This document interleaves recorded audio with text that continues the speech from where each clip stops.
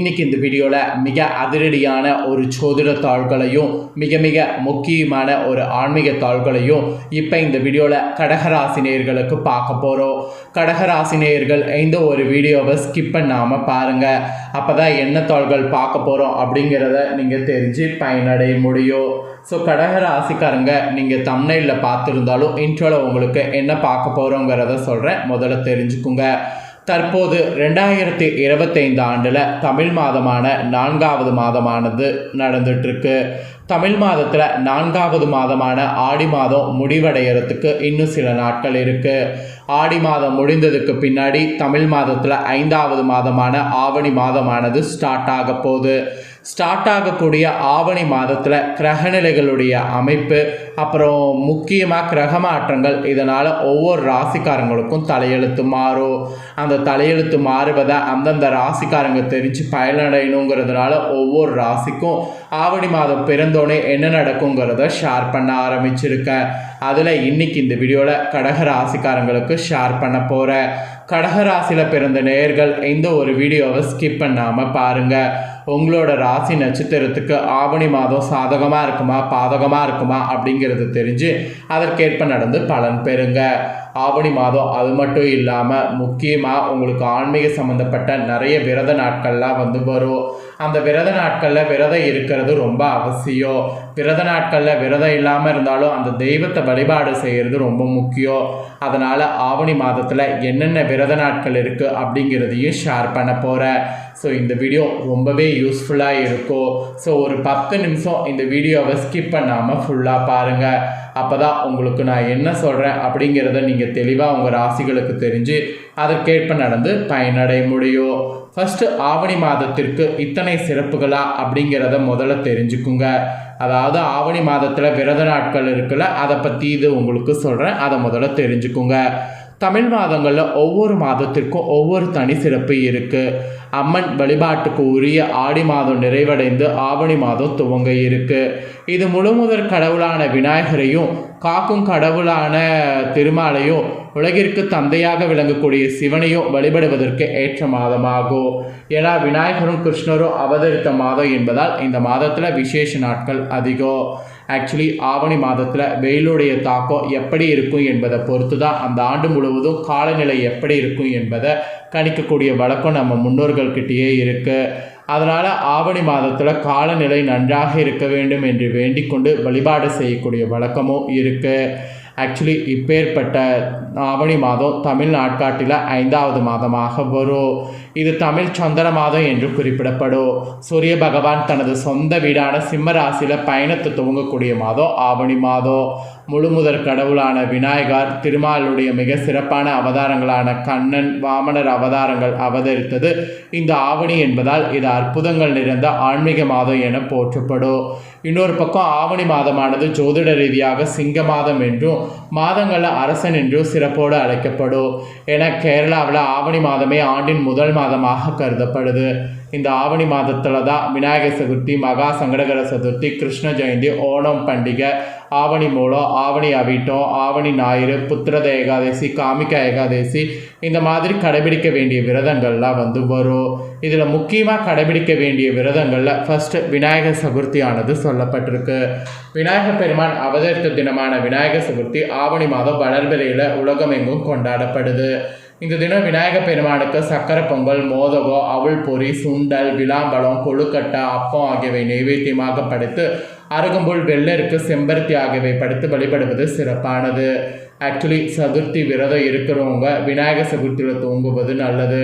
சதுர்த்தி விரதம் கடைபிடித்தால் செல்வ செழிப்பு, காரிய வெற்றி, புத்தி கூர்மை, குழந்தை பெரு, தொழில் வளம், உடல் ஆரோக்கியம் இதெல்லாம் கிடைக்கும். அப்புறம் 2வதாக இருக்க வேண்டிய விரதம் என்னென்னா மகா சங்கடகர சதுர்த்தி. ஆவணி மாதத்தில் வளர்பிறையில் எப்படி சிறப்போ அது போல் தேய்பிரையில் வரக்கூடிய சதுர்த்தி தான் மகா சங்கடகர சதுர்த்தி என்று அழைக்கப்படுது. இந்த சங்கடகர சதுர்த்தியில் விரதம் இருப்பவர்களுக்கு ஆவணி மாதம் மகா சங்கடகர சதுர்த்தியில் தூங்கினா ரொம்ப நல்லது. சங்கடகர சதுர்த்தி விரதத்தின் போது பகல் முழுவதும் உண்ணாம மாலை வேளையில் விநாயகர் வழிபாடும் சந்திர தரிசனமும் செய்த பிறகு விரதத்தை நிறைவு செய்யணும். சங்கடகர சதுர்த்தி வழிபாட்டின் போது விநாயகர் பெருமானுடைய 32 வடிவங்களில் ஒன்றான சங்கடநாதன கணபதி வடிவத்தை வணங்க வேண்டும். சங்கடகர சதுர்த்தி வழிபாடு செய்யக்கூடியவங்களுக்கு அனைத்து துன்பங்கள் நீங்கி சௌபாக்கிய வாழ்வு கிடைக்கும். அதனால் 2வதாக கடைபிடிக்க வேண்டிய விரதங்களில் இந்த மகா சங்கடகர சதுர்த்தி சொல்லப்படுது. அப்புறம் 3வது வழிபாடு செய்ய வேண்டிய முக்கியமான இது கிருஷ்ண ஜெயந்தி. இறைவனை குழந்தை பருவமாக பாவித்து வழிபடுவதில் முதலிடம் கிருஷ்ணருக்கு தான். திரும்ப கண்ணனாக அவதரித்தது ஆவணி மாத தேய்பிரை அஷ்டமியோடு வரக்கூடிய ரோகிணி நட்சத்திர நாளில். இந்த நாளில் கிருஷ்ண ஜெயந்தியாக ஆண்டுதோறும் உலகமெங்கும் கொண்டாடப்படுது. கிருஷ்ண ஜெயந்தி அன்று கண்ணனுக்கு பிரியமான பால், வெண்ணெய், இனிப்பு சீடை, முறுக்கு, அதிரசம், அவுள், சீடை, தட்டை, தேன்குழல், இனிப்பு வகை, பழங்கள் இந்த மாதிரிலாம் வழிபாடு செய்யணும். சிறு குழந்தைகளுக்கு கிருஷ்ணர் வேடமிட்டு வீடுகளில் கண்ணன் பாதம் வரைந்து கண்ணனுக்கு வீட்டுக்கு அழைக்கக்கூடிய வழக்கத்தை வைத்திருக்கணும். கிருஷ்ண ஜெயந்தி விரதம் இருக்கக்கூடியவங்களுக்கு, குழந்தை இல்லாதவங்களுக்கு குழந்தை பாக்கியம் கிடைக்கும். அப்புறம் 4வதாக இந்த ஆண்டுடைய மிகவும் முக்கியமான ஆவணி மாத சிறப்பு என்னன்னா ஓணம். ஆக்சுவலி ஆவணி மாத பௌர்ணமியை ஒட்டி வரக்கூடிய திருவோண நட்சத்திரத்தில் ஓணம் பண்டிகை கேரளாவிலையும் தென் தமிழகம் மற்றும் மலையாள மொழி பேசக்கூடிய மக்களால் வெகு சிறப்பாக கொண்டாடப்படும். அத்திப்பூக்கோளம், ஓண விருந்து ஆகியன இந்த பண்டிகையின் சிறப்பம்சம். ஆவணி மாதம் அஸ்த நட்சத்திரத்தில் துவங்கி திருவோண நட்சத்திரம் வரை மொத்தம் 10 நாட்கள் இந்த பண்டிகை கொண்டாடப்படும். இது கேரளாவின் அறுவடை திருநாள், கேரள தீபாவளி, கேரள புத்தாண்டு என பல பெயர்களை சிறப்பித்து அழைக்கப்படுது. ஓணம் பண்டிகையின் போது கசப்பு சுவை தவிர மற்ற சுவைகளில் 64 வகை உணவு தயார் செய்து ஓண விருந்தளிக்கிறது சிறப்பு. ஆக்சுவலி இந்த முக்கியமான 4 இதில் 3 நாம் கண்டிப்பாக செய்யணும். ஸோ கேரளத்தில் இருக்கக்கூடிய கடகராசிக்காரங்களும் வீடியோ பார்த்தீங்கன்னா கண்டிப்பாக ஓணம் உங்களுக்கு எந்த அளவுக்கு ஸ்பெஷல் அப்படிங்கிறது நான் சொல்லணுங்கிறது இல்லை. ஸோ கண்டிப்பாக வழிபாடு செய்து பயன்பெறுங்க. இப்போ கடகராசிக்காரங்களுக்கு இந்த ஆவணி கூரையை பிச்சுக்கிட்டு கொட்டக்கூடிய பணத்தை பற்றியும் அல்ல தங்கம் வருவதை பற்றியும் உங்களுக்கு சொல்ல போகிறேன். ஸோ அதை பற்றி தாள்களை டீட்டெயிலாக தெரிஞ்சு பயன்பெறுங்க. ஆடி மாதம் நிறைவடைந்து ஆவணி மாதம் பிறக்க போகுது. 2025 ஆண்டின் ஆவணி மாதம் உங்கள் ராசிக்காரங்களுக்கு பலன்கள், பரிகாரங்கள், என்னென்ன நன்மைகள் கிடைக்கும், கவனமாக இருக்க வேண்டிய விஷயங்கள் என்ன, அதெல்லாம் குறித்து தான் இந்த வீடியோவில் பார்க்க போகிறோம். ஸோ எல்லாமே தெளிவாக இந்த வீடியோவில் தெரிஞ்சுக்குங்க. ஆக்சுவலி சூரியன் இறக்கத்தை வைத்து தான் தமிழ் மாதங்கள் ஆரம்பமாகும். அதன்படி தலைமை கிரகமான சூரியன் ஆட்சி என்கின்ற உயர்நிலை அமைப்போடு சிம்மத்தில் வலுவாக இருக்க போகிறாரு.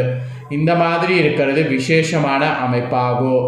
குரு மிதுனத்திலையும், சனி மீனத்திலையும், சுக்கிரன் புதனின் இயக்கத்தில் கடகத்தில், சிம்மத்தில் மாறி மாறி இருக்க போகிறாரு.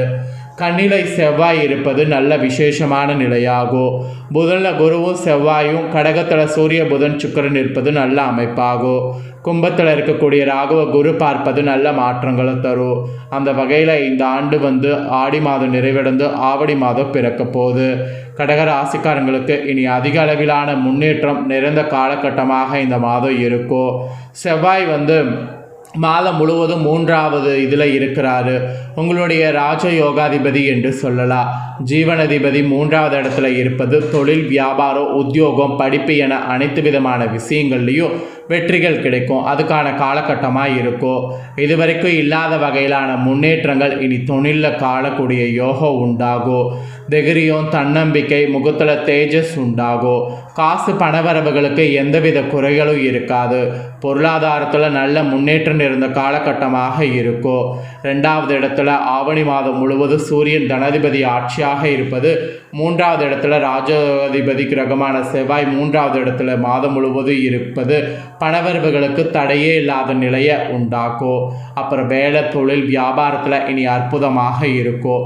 அடுத்தடுத்து வெற்றிகள் வரக்கூடிய காலகட்டம் என்று சொல்லலாம். புதிய வேலைகள் கிடைக்கும். வேலை போனாலும் புதிய வேலை கிடைக்கும். தைரியமாக புதிய தொழிலை தொடங்குவது, தொழிலை மாற்றுவது, புதிய கிளை ஆரம்பிப்பது, புதிய வியாபாரத்தை துவங்குவது, ஏற்கனவே போட்டியாக இருக்கக்கூடிய வியாபாரிகள் எல்லாம் ஒழியிறது, இது எல்லாமே இந்த காலகட்டத்தில் இருக்கும். உத்தியோகத்தில் இருப்பவர்களுக்கு கூட பதவி உயர்வு, சம்பள உயர்வு இதெல்லாம் கிடைக்கும். ஜீவன அமைப்புகளில் வலிமையான நல்ல அமைப்புகள் ஏற்படக்கூடிய சுப மாதமாக ஆவணி மாதம் இருக்கும். குடும்பம் அமைதியாகக்கூடிய சூழல் உண்டாகும். கடந்த 2 ஆண்டுகளாக கணவன் மனைவி பிரச்சனை பிரிந்து வாழ்பவர்கள், விவாகரத்துக்கு ஏற்றிருப்பவங்களுக்கு கூட பிள்ளைகளை நினைத்து எதிர்காலத்தை நினைத்து மீண்டும் ஒன்றாகக்கூடிய வாய்ப்புகள் இந்த ஆவணி மாதம் உருவாகும். ஆசிரியர்கள், வழக்கறிஞர்கள், மார்க்கெட்டிங் துறையில் இருப்பவர்களுக்கு நல்ல ஒரு இது கிடைக்கும். தொலைபேசியில் பேசி வாடிக்கையாளர்களை பிடிக்கக்கூடியவர்கள் கூட இந்த மாதத்தில் இருந்து அதிக அளவிலான சம்பளம், வருமானம் வரக்கூடிய அமைப்பு உண்டாகும். குடும்பம் சிறப்பாக இருக்கும். கணவன் மனைவி உறவு நன்றாக இருக்கும். வாழ்க்கை துணைகள் உங்களுக்கு நல்ல ஒரு இதாக இருப்பாங்க. நிச்சயம் நல்ல மாற்றம், முன்னேற்றம், மகிழ்ச்சி நிறைந்த மாதமாக இந்த ஆவணி மாதம் உங்களுக்கு அமையும். ஸோ இதுதான் ஆவணி மாத பலன். ஸோ இந்த பலனை நீங்கள் பார்த்து பலனடைஞ்சது போல் உங்கள் ஃப்ரெண்ட்ஸ் ஃபேமிலியிலும் அடையணும்னு நினச்சிங்கன்னா வீடியோ லைக் பண்ணி ஷேர் பண்ணுங்கள். உங்கள் ஃப்ரெண்ட்ஸ் ஃபேமிலியில் இருக்கிறவங்களும் பார்த்து பலனடையட்டும். இதே போல் புதிய அப்டேட்டான தகவல்களை தெரிந்து கொள்ள நம்ம சேனலை சப்ஸ்கிரைப் பண்ணுங்கள். கூட பெல் பண்ண ப்ரெஸ் பண்ணுங்கள். அது பண்ணிங்கன்னா நான் போகிற மற்ற வீடியோலாம் உடனுக்குடனே தெரிஞ்சு பயனடையலாம். ஸோ மறக்காமல் பண்ணி சப்போர்ட் பண்ணுங்கள். வேறொரு வீடியோவில்